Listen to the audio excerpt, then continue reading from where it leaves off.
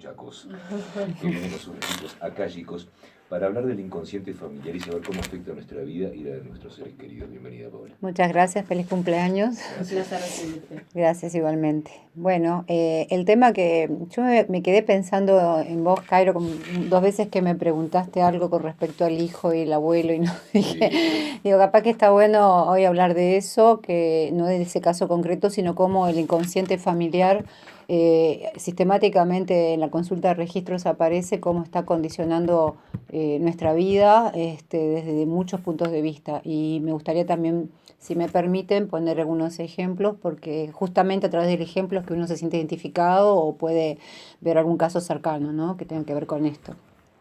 Bueno, brevemente, el sistema familiar es un sistema de energía, de información que todos pertenecemos y es como, se le puede llamar el alma familiar, pero es un sistema donde estamos todos los que conformamos la familia, desde nosotros hasta por lo menos 4 generaciones hacia atrás, bisabuelos, a veces 7 también. Y bueno, es un sistema donde estamos todos conectados con energía, con información.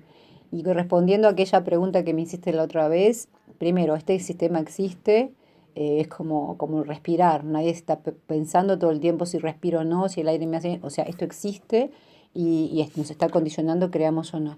Y en segundo lugar, en este sistema estamos todos, los vivos, los muertos, los que no nacieron, los que fueron abortados, no importa si naturalmente o no, de los que no se habla y los que nunca conocimos, ¿de acuerdo? Eso existe y tiene ciertas leyes. Por eso vos me preguntabas la otra vez que qué pasa con un hijo, un nieto que no conoció a su abuelo o bisabuelo y es igual o tiene características. O sea, cuando nacemos, yo creo que lo había comentado, recibimos un código genético que es información y es energía, pero además de color de piel, de lo que sea, se recibe información de todo lo sucedido importante en la familia y no resuelto hasta hoy. Y eso se repite, ¿no? Yo estoy pensando, perdóname, Maggie, en las familias judías. Las familias judías que son nietos Sí, está muy de bueno. inmigrantes que o escaparon de la guerra o estuvieron Hijos de desaparecidos. hijos de desaparecidos, También, gente que sí, estuvo en es muy campos de común. concentración, que hay Sí, como una especie de síndrome de culpa o de algo por el sí, estilo sí, por estar viviendo una vida totalmente diferente a la que sí, vivieron exacto. sus antepasados. Exacto, porque les agradezco el ejemplo en los dos casos, porque en la conciencia familiar, en esa información que hay, por ejemplo, si yo estuve en una guerra, un antepasado mío estuvo en una guerra, mató a alguien, ¿sí? De repente nunca nos enteramos, de repente eso quedó en secreto, pero alguien siente después esa culpa o la necesidad de reparar algo, ¿se entiende? Em, Cuando pasan esas cosas en el caso de guerras, los dos sistemas, el de la víctima y el victimario, quedan unidos por el destino común. Entonces, no es raro que después, si mi familia alguien mató a otro, de un clan externo, mate a un integrante de mi familia o sufra alguna pérdida importante por ese lado. No sé si eso es un poco lo que te estaba Sí. contando. Decías que esto sucede, creamos o no, Sí, ¿no? totalmente. Esta conexión, esta energía que se suscita entre los antepasados o los que estuvieron por llegar. Sí. Pero ¿qué pasa si uno lo hace a conciencia o uno es consciente de que esto le sucede? Bueno, ¿Cuánto cambia en la vida cotidiana? y muchísimo, porque en realidad vos venís con una situación que no estás comprendiendo. ¿Tá? Lo que se te revela es el origen, son esos hilos invisibles que están actuando sobre vos y condicionándote muchísimas cosas. Es muy común, por ejemplo, no sé, que a una persona sea, por ejemplo, muy, muy tacaña. Hablemos del caso de la colectividad que tú mencionás, por ejemplo, ¿no? Muy, muy tacaña, o que hay personas que suelen como acumular bienes, acumulo, acumulo, acumulo. ¿Tá? Y tiene que ver a veces con pérdidas sucesivas. Imagínate que si a mí me persiguen tantos rusos, tengo clientes rusos, me persiguen políticamente o me exilian o lo que sea, ¿tá? O me tengo que exiliar, dejé pertenencias, por ejemplo. Entonces esa memoria en la familia está para repararse y hay un descendiente que siente la necesidad de acumular.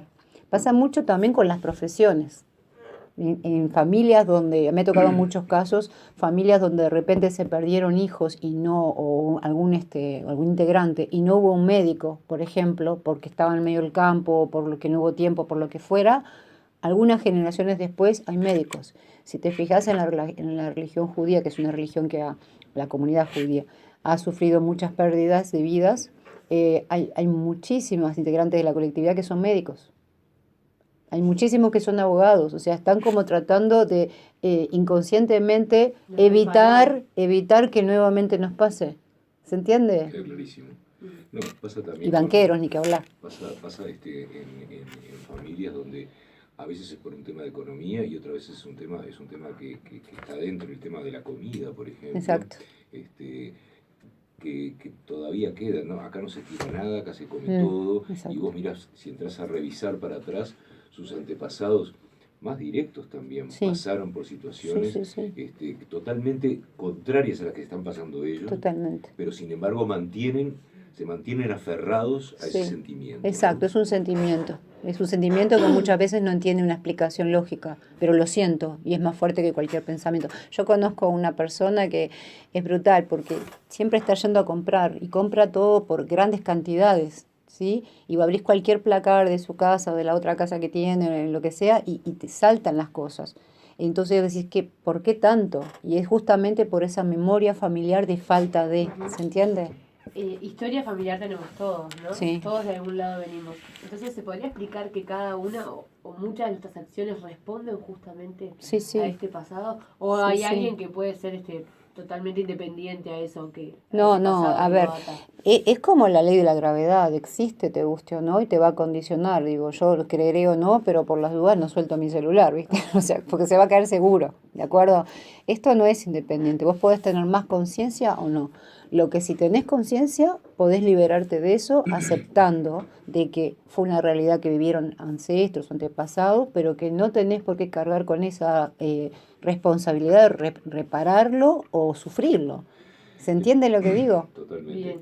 ¿Y cómo se explica que, por ejemplo, dos hermanos o dos primos puedan ser tan diferentes o tan antagónicos muchas veces? Porque en la familia tenemos distintas circunstancias que hemos vivido, ¿no? Y los hermanos, si bien viven la misma realidad, aparte de que son seres distintos, muchas veces hay como lealtades hacia una rama de la familia o hacia otra. Ajá. Para reparar o ayudar a sanar en el sistema familiar determinados temas. Es muy común que vos veas que uno es leal a la familia de mamá y si en la familia de mamá, no sé, la pobreza fue un tema, yo tengo que reparar eso. O sea, te haces como, es por amor que se generan esas lealtades, ¿no? Pero existen y son más fuertes que el amor, digamos. Horrible. Sí, inclusive estas lealtades muchas veces van en contra de mi propio bienestar, ¿de acuerdo? Como te decía, si mi papá no pudo estudiar no sé qué, determinada carrera, yo la hago, aunque no me guste, pero siento un impulso interno fuerte de darle lo que no pudo, de continuar lo que no pudo. Termina. No, esto también se hace muy evidente, que era un poco lo que hablábamos la otra vez contigo, cuando se repiten en un mismo sistema familiar o en el árbol, se repiten fechas de nacimiento, de defunción, nombres, le pongo el nombre a un descendiente, etcétera. Todo eso va condicionando al nuevo ser a repetir o reparar cosas anteriores, ¿sí? Si yo tengo el mismo nombre que mi mamá o que una abuela, por ejemplo, voy a heredar, o sea, ya no empiezo como una hoja en blanco a hacer mi vida de cero.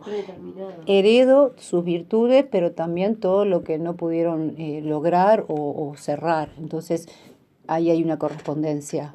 Bien. Le proponemos ir a una pequeña pausa y hacemos el último tramo de Viva la Tarde con Paola Rossi y sus registros acálicos. Perfecto. Estamos sin tiempo porque se nos fue un poquito el programa la moto, todo. La moto, la y todo. Yo me disculpo con Paola, pero el jueves que viene vamos a recuperar los minutos perdidos. Dale. De hecho, llegan preguntas que les pedimos a la audiencia que las vuelvan a repetir el jueves que viene porque este tema lo vamos a seguir, ¿verdad? Ok, buenísimo. Sí. Buenísimo. Dale, gracias, Paola, y gracias por comprender. Hay mucha tela para cortar. Me decía Paola que hay 3 leyes fundamentales con lo que tiene que ver con los registros y la familia, que bueno, vamos a desarrollar la próxima vez. No, y te voy adelantando de una pregunta que llega que está muy interesante para desarrollar, perdón, el jueves que viene, que tiene que ver con los hijos adoptivos. Sí, genial. Que me parece que está muy bueno. Así que les pedimos, por favor, a todos los que han escrito, que el jueves que viene, cuando esté Paola, que va a estar antes del informativo Sarandí y después también, por una cuestión también de respeto a su tiempo, nos nos vuelvan a escribir. Paola, muchas gracias. Un placer. Feliz